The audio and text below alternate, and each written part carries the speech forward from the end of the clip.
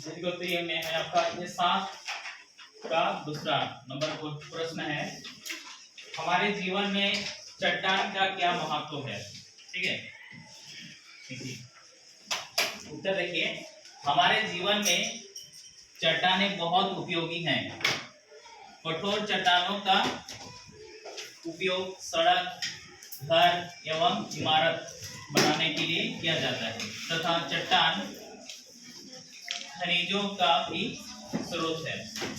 इनका उपयोग कच्चे माल के रूप में उद्योगों में किया जाता है, जैसे ग्रेफाइट का उपयोग पेंसिल बनाने में, फास्फेराइट का उपयोग उर्वरक बनाने में किया जाता है। इस प्रकार हम देखते हैं कि चट्टानों का किसी न किसी रूप में हमारे दैनिक जीवन में अत्यंत महत्व है। ठीक है, देखिए इसको थोड़ा समझिए, हमारे जीवन में चट्टानों का क्या महत्व है। चट्टान सभी कोई देखे आप लोग, है ना, कठोर होता है, पत्थर तो नहीं बोलेंगे, पत्थर का बड़ा रूप होता है, उसका जब टुकड़ा होगा तब वो पत्थर बनेगा। ठीक है, तो ठीक है, चट्टानों का क्या महत्व है। हम लोग सबसे पहले तो उसका घर का नींव वगैरह जो बनता है नीचे, ठीक है, उसमें लगाते हैं। ठीक है, और ढलाई वगैरह में भी उसका इस्तेमाल करते हैं मजबूती के लिए, है ना। देखिए यहाँ पे जैसे सड़क बनाने में, है ना, जहाँ भी कोई भी सड़क हो, वो अलकतरा वाला हो या ढलाई वाला हो, उसमें पत्थर लगा होता है, गिट्टी लगा होता है ना। घर बनाने के लिए भी पत्थर का जरूरत है, नींव में, ढलाई में, है ना, एवं इमारत भी बड़े बड़े जो घर है। ठीक है, तथा चट्टान खनिजों का भी स्रोत है। देखो हर एक चट्टान में कुछ ना कुछ खनिज हो सकता है। ठीक है, किसी में लोहा होगा, अभ्रक होगा, ठीक है, चूना पत्थर होगा, चूना होगा, तो इस तरह का कुछ ना कुछ उसमें खनिज होता है। इनका उपयोग कच्चे माल के रूप में उद्योगों में किया जाता है। कच्चे माल के रूप में देखो, किस कच्चा माल कहने का मतलब उसका डायरेक्ट हम लोग इस्तेमाल नहीं कर सकते। कच्चा को खा सकते हैं क्या? नहीं खा सकते ना, उसका इस्तेमाल नहीं करेंगे। जब पकेगा, तैयार होगा, तभी ना उसका हम लोग यूज करेंगे। तो वैसे जो पत्थर है, अब पत्थर के रूप में लोहा मिल जाए तो वो क्या कर सकते, कोई काम में है तुम्हारा? नहीं आएगा, वो बस खाली तुम्हारा गड्ढा भरने के लिए काम में आएगा, है ना।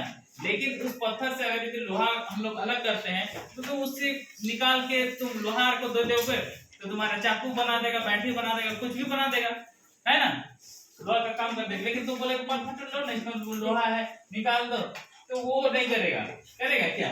उसके लिए अलग प्रक्रिया है। ठीक है, वो कच्चा माल के रूप में फैक्ट्री में जाता है और वहां से लोहा तैयार होकर निकलता है। ठीक है, तो उसी तरह से आगे देखिए, जैसे ग्रेफाइट सब कोई आप लोग देखे हैं?